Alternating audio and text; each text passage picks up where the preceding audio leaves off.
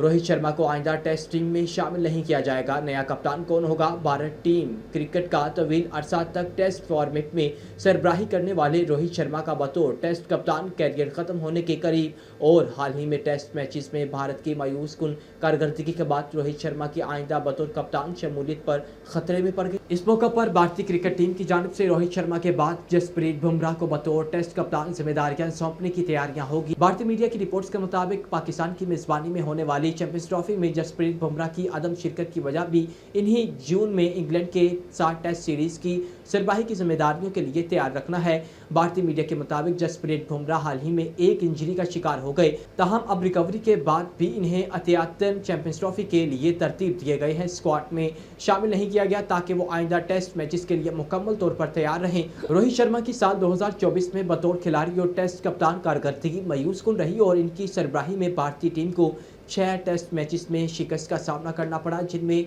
Home ground पर New Zealand के खिलाफ वाइट वॉश भी शामिल था। कबल अज़ें भारत के मौजूदा कप्तान रोहित शर्मा को आइंदा टेस्ट स्क्वाड में शामिल करने पर गौर नहीं किया जाएगा। इस बात का इंकशाफ BCCI ऑफिशियल ने किया।